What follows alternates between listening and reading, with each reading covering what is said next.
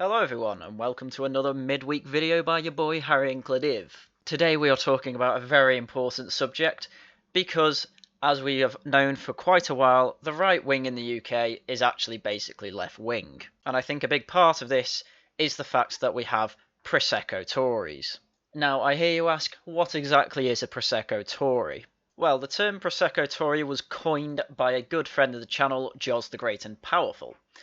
He said, petition to make Prosecco conservative as much an insult as champagne socialist, citing Emily Hewitson, who has in her profile politics and Prosecco as her first point of interest. Now, naturally, we can either use the terms Prosecco conservative or Prosecco Tory.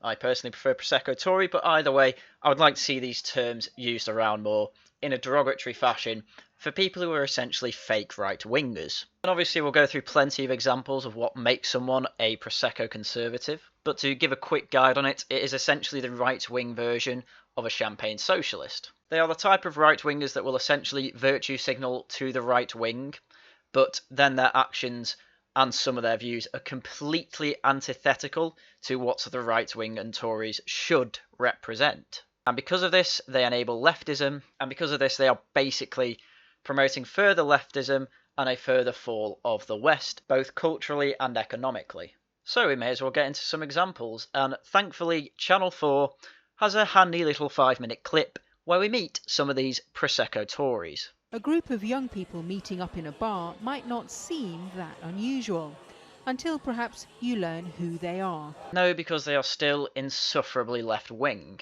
Hi Emily, I'm Darshana. Nice to meet you. Come meet everyone. I bet this wasn't what you were expecting. I have to admit, it wasn't. And it may not be what you were expecting either. No, when you've dealt with Prosecco Tories as long as I have and a few others, this is exactly what you are expecting. For this group of 18 to 24-year-olds are all card-carrying members of the Tory party. So they are left-wingers. Although they might not always want to admit it. I very foolishly put One Nation Conservative on my Tinder profile. There was this girl that I super liked. She responded to it saying genuinely, "Why do you hate poor people?" Yes, do you see what I mean? They are absolutely virtue signalling to the right.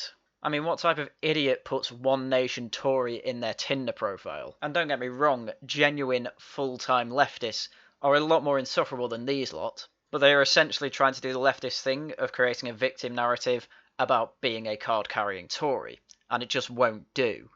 And what were you expecting? Because you haven't been to a young Tory gathering before. I was expecting kind of like, mini Boris Johnsons running around in like, tweed coats and stuff, and it's not. It's completely not at all. No, they're just normal young people who are basically leftists. I mean, don't get me wrong, at least they're not full-on socialists, but they don't have a full understanding of history, economics and politics to actually completely try and destroy leftism within the UK, as we will get into examples of soon. They've been brought together for us by a gap year student who used to be a social media influencer for the controversial right-wing group Turning Point UK. She now wants to change perceptions of young conservatives. By making them all left-wing. Seriously, the fact that she was part of Turning Point UK should say everything you need to know. I mean, they looked like they could have been a good force within the UK, but as everything goes, because they're not explicitly anti-left-wing, they turn left-wing. Hi, I'm Emily. I'm 19. I'm a Conservative Party member, and I'm backing Boris. Yes, very stunning and brave. So people look at me and they automatically think that I'm a bimbo. They think that I'm never going to be interested in politics, and they definitely do not think that I'm going to be Conservative. In many ways, they are unusual. Of around 160,000 party members, it's estimated that just 7% are aged between 18 and 24. Yes, and I think it should be pointed out at this point that this is basically why they do it. They feel that they're being unconformist. They think they're going against the grain. But really all they're doing is just bringing the conformity over to Labour. I mean, people who are really going to be against the grain and unconformist are people who join UKIP. They're people who join the Brexit Party. They are people who didn't join these massive popular parties and really did believe in a difference in politics and the way the UK should be run. Because the two main parties, Labour and Conservative in the UK, they are both for leftism. They both push leftism. They both implicitly agree with movements such as Black Lives Matter, and they are both for the same type of economics, Keynesianism, which is essentially socialism, but it's masked as doing good for the capitalists. which, I mean, you could say it is with the crony capitalists. But ultimately, it doesn't help the man who's trying to start a small business in his town. But we'll get into details like that later. My name's Josh Smith, I'm 20, and you might not think it, but I'm a member of the Conservative Party, and I'm backing Jeremy Hunt for leader, because for me, it hashtag has to be Hunt. I think people see Tories as all white and all old and all male, and I think personally from some members of the black community, they've been quite shocked to find that I'm a Conservative. They've called me names like Uncle Tom, Coconut. And yes, I do agree. And it's things like this that I'm okay with. They are pointing out that the left wing are, you know, quote unquote, the real racists, and that they have suffered abuse at the hands of champagne socialists who say, oh, we're all for Black Lives Matter, etc, etc, etc. But when it comes to actually meeting a real life black person, they just don't give a shit about their race. They do absolutely hate anyone on the right wing and will hurl racial abuse at them. But he said he wanted Jeremy Hunt as leader, who is essentially, again, a left-wing Tory. So at the minute, Boris has it. He reminds me of Churchill so much. Churchill so much before the war, unreliable, buffoon, absolutely not trusted, right? If he has a team around him, though, he'll be the best Prime Minister we've ever had, really. I mean, to be absolutely fair here, I can't have too much of a go at him. I was the type who was very, very excited to have Boris Johnson as our Prime Minister. Then again, Brexit, I think, was blinding a lot of us, and I know a lot of people who are now disliking Boris Johnson because he turned out to be a rabid leftist who wants to build bloody bridges over to Ireland. But I think the main point here is that he's just virtue signalling again. Oh, he reminds me of Churchill, right-wing virtue signal, because there tends to be that the right-wing nationalists of Britain are the only ones that actually like Churchill at this point. But when it comes to actually explaining who Churchill is, he basically just says he's a buffoon and it was the team around him that made him great. I mean, again, it's just right-wing virtue signalling and then going off on a leftist narrative. It's plain as day there. It's ridiculous. 18-year-old Rebecca Ray describes herself as a feminist. The thing you said about the letterbox is it just shows a lack of tolerance towards, you know, certain people, and it alienates voters as well, which is, you know, it's the 21st century and Boris doesn't really feel like a 21st century Prime Minister. Why are the Tory party letting these people in? You absolutely should not be a feminist and on the right wing, or at least in the right wing party. You shouldn't be allowed in. Feminists are actively subverting the culture of the West, especially the masculine culture. They are trying to swap around the gender roles, while some of them are trying to say that gender roles shouldn't even exist. And then what does she say? Oh, I'm on the right wing. Oh, the thing about letterboxes? Oh, shows a lack of tolerance. Oh, does it? Are we not allowed to say that burkas make people look like letterboxes? You know, is that off the table now? Get a grip. Why are you on the right wing? Why did you join the Conservatives? Why didn't you join Labour or the Lib Dems? Because from what I can see here, they completely agree with you. They are all for feminism. They are all for stopping Boris saying naughty things about burkas. But they're actively joining the Labour Party. Like, they need to be kicked out. They need to go. They are actively subverting and making the right wing look like a bunch of leftists. With Jeremy Hunt's track record, I think he's perfect to deliver Brexit. And actually his domestic agenda is actually rather Thatcherite and rather good. So you're a fan of Thatcher? Oh, I'm Thatcher's biggest fan. Honestly, I have a giant poster of Thatcher in my house. More right-wing virtue signalling. I don't think he actually knows what Margaret Thatcher did. I don't think he has any idea, because the fact he says Jeremy Hunt's ideas were Thatcherite either means that he hasn't read anything up on Jeremy Hunt, or he's not read anything up on Margaret Thatcher, or what I think is most likely, he doesn't know dick about either and is just here to virtue signal to the right wing. What was quite disappointing, I felt, and it was shared by a lot of young Conservatives on Twitter, is that the top two were Johnson and Hunt. We want someone a bit more exciting, someone with a bit more personality, and when you've got characters previously, like Theresa May, that's saying the most rebellious thing she's done is run through a field of wheat. I mean, it's so unrelatable to us. Nothing about policies, nothing like that. No, I want Boris Johnson because he's got a bubbly personality, which, don't get me wrong, is pretty important when it comes to politics, because it is basically show business for ugly people. But again, this is supposed to be a discussion about why do you want said person as your next Prime Minister, and they've either shown that they're complete leftists, they don't know a damn thing about Margaret Thatcher and the history of the Tories, or they're just talking narcissistically about personalities. And it's just that this is the future of the Tory party. This is what they have let in, and this is what it is basically turning into. And you know, they wonder why people like me are pretty annoyed that there is no right-wing party in this country, and when there is one, it's completely subverted by leftists. Why can Jeremy Corbyn appeal to people your age, and yet the Tories can't?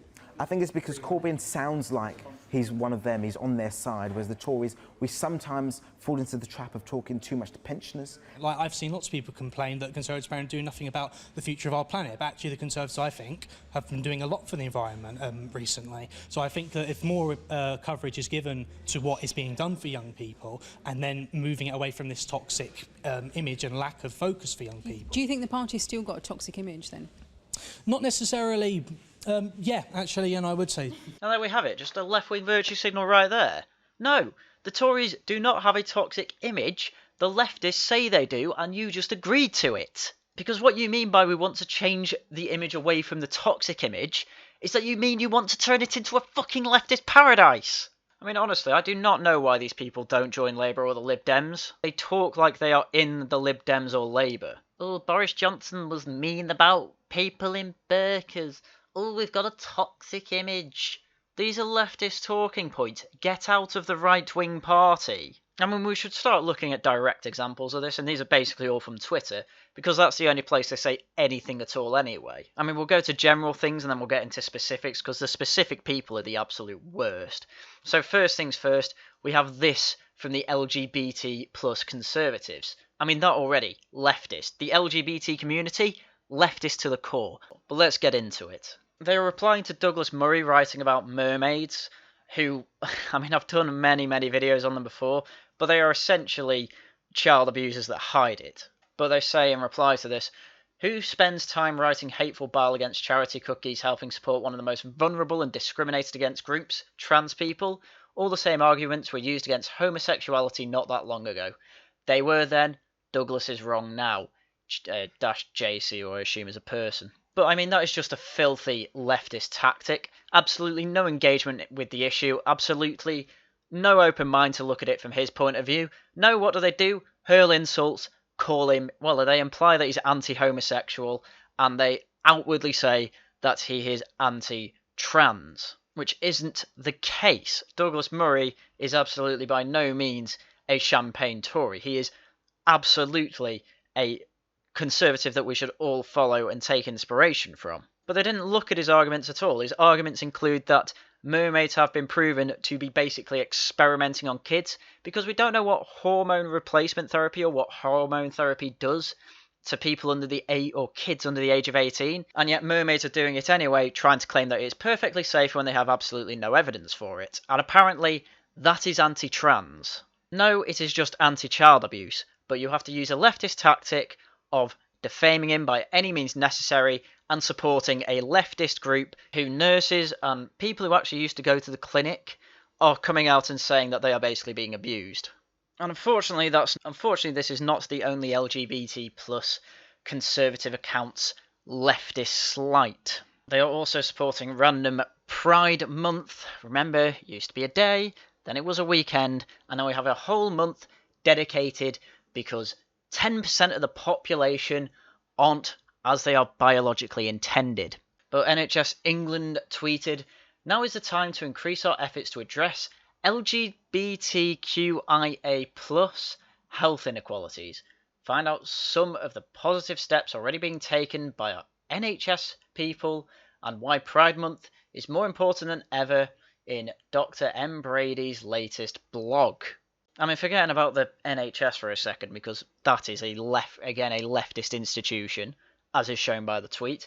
Why are they supporting this? I mean, yes, the health of the nation's good, even of the gays. But they are looking at inequalities. They are implying that the UK is still anti-LGBT, despite having an entire fucking month and an entire bloody institution dedicated to it. And yet the LGBT plus conservatives, they keep supporting this crap. We need to get rid of Prosecco Toryism. But moving on from the LGBT section, we also have ex-Tory cabinet ministers and MPs that are acting as Prosecco conservatives, with Sajid Javid launching thinly veiled attack on Trump after his racist go home comments, with him saying, I'm from an immigrant family, I know what it's like to be told to go back where I came from.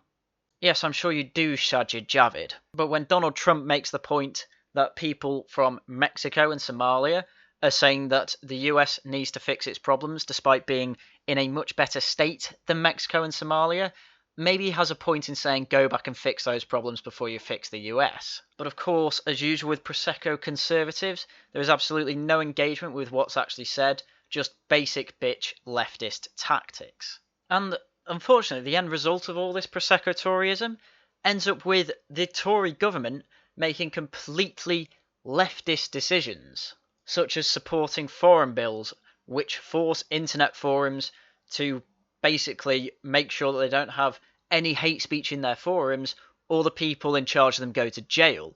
And we will, of course, keep getting these Keynesian/socialist ways to deal with problems that clearly these policies make worse, such as this one from Rishi Sunak. To support restaurants and the people who work in them, we're saying eat out to help out. So for the month of August, we will give you a 50% reduction, up to £10 a head, on sit-down meals and non-alcoholic drinks Mondays to Wednesdays. I mean, this is just ridiculous. This is the type of shit that comes out of Prosecco Toryism. This is basically the government enforcing a £10 voucher from the taxpayer to everyone who goes to a restaurant Monday to Wednesday. And I mean, for God's sake, your average meal in a restaurant is going to cost around £30 a head, with less than a tenner for drinks, so you're pretty much guaranteed £10 off, since it doesn't cover the alcoholic drinks. And all these bloody Prosecco Tories are going to go out, have their glass of bloody Prosecco, and have half price off their meal thanks to the government. And this shit's only going to get worse. If we had a proper right-wing party within the Tories, we wouldn't be seeing any mermaids. They would be banned from experimenting on kids.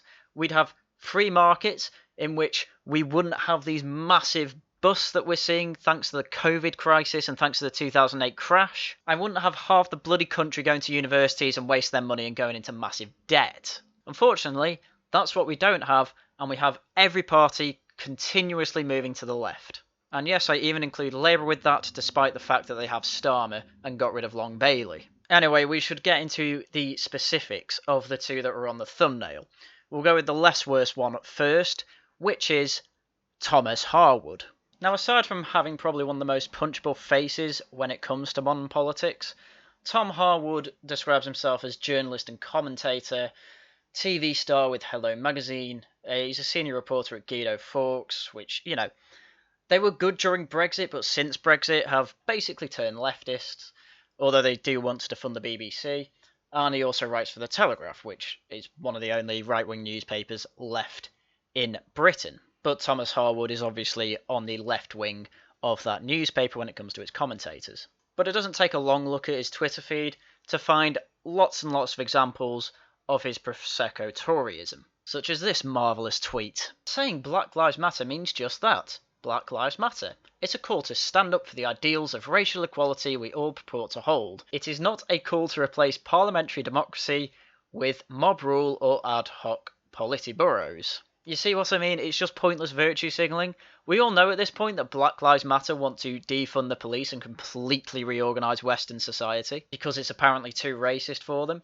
They pulled down statues, for God's sake, Tom. They were in support of taking down Churchill and vandalising him. And you're seriously trying to tell me that they are not for completely changing the way British society works politically, culturally and economically? This is classic Prosecco Toryism, where they will just completely virtue signal to the right wing and then completely virtue signal to the left wing because they have absolutely no engagement with current political issues outside of Brexit. But his apologia for BLM goes on. Black Lives Matter is not a structured organisation, it's a message. Don't let people hijack that important idea with a narrow, unrepresentative far-left manifesto of abolishing the police or doing away with the economy. Just pure apologia. Pure apologia for the enemy of what should be the right wing. Yes, you are right, Tom. Black lives do matter, but for some reason you are completely ignoring everything they are doing and going on this superficial view of it, saying they didn't do nothing because they ain't organised, chief. It's pure Prosecco Toryism, and it's just there to virtue signal to the left wing, saying, see, I'm not a racist. Tom, I don't think you realise you were for Brexit. Nothing is ever going to be good enough to get you in the left wing's good books. which is one thing they have to do. They just have to burn off the deadwood of caring about the left wing. That's all these people really have to do. Unfortunately, they're all incredibly narcissistic, hence they try and make a massive effort to always look good. Which some egoism is good, but to the extent that you actually care about what leftists think of you, just no, step over it. Burn off that deadwood. It doesn't matter, Tom. And of course, he's also, for some goddamn reason, on the TRA's side of the trans debate, coming out with this asinine tweet. If ginger women are women, what is the ginger for? In reply to someone saying, what is the point in calling them trans women? The point, Tom, is that ginger refers specifically to the hair colour. The point of trans is to point out that they are not a biological female and informs you a hell of a lot more about them and not just their hair colour. And it's the pivotal point when it comes to quite a lot of things about them. For instance, trans women have a lot of different health problems compared to biological women. But that's not what this video is about. And in the interest of time, I think I will move on. All you have to do is look through Tom Harwood's Twitter feed, and you will find many such examples of him playing apologia for left-wing movements and having absolutely no interest in defending anyone on the right. I mean, I just had a quick look through myself trying to find anything on the David Starkey incident, and he says absolutely nothing despite having a lot of other things on his feed displaying support for free speech. But speaking of that, we do need to have a quick word about Darren Grimes, who I would say is on the cusp of being a Prosecco Tory. He does virtue signal a lot to the right, and unfortunately with the recent David Starkey incident sent out this tweet after Starkey was thrown under the bus by every other Prosecco Conservative. Hand on heart, I wasn't engaged enough in the interview as I should have been. It goes without saying that Reasoned UK does not support or condone Dr. David Starkey's words, in which he said, slavery was not genocide, otherwise we wouldn't have so many damn blacks. Damn obviously trying to emphasise the point that we wouldn't have as many black people in these countries if we were killing them instead of enslaving them. I am very new to being the interviewer rather than the interviewee, and I should have robustly questioned Dr. Starkey about his comments. However, whether it's on BBC, ITV, Sky News or YouTube, no interviewer is responsible for the views expressed by their guest, which is true.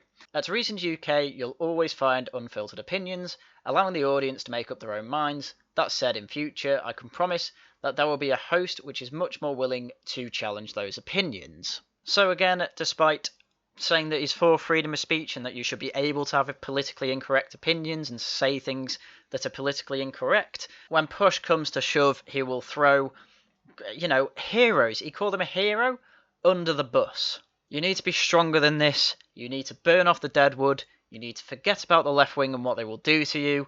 You need to stop being Prosecco Tories or join the left wing. Because ultimately Brexit, right-wing economics, right-wing culture, let's say, they all need to come together. You can't pick and choose. They all inform each other.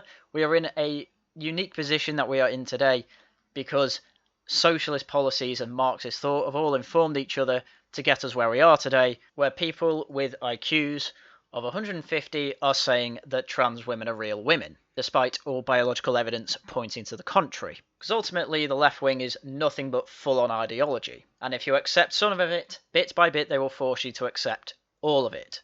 You have to say no at any point. You are forced to take a leftist position on anything, which is exactly what Prosecco Tories do not do. And even then, these Prosecco Tories do fight, and this is why I would say Darren Grimes isn't quite full-on Prosecco Tory with this tweet. So in this little catfight, Darren says in reply to Tom, interesting, I could have sworn you joined a pile-on against me last week over an interview I conducted and have accused women that believe in immutable truth of biological sex for being TERFs, which is often used as a tool to shut down the debate and speech of women.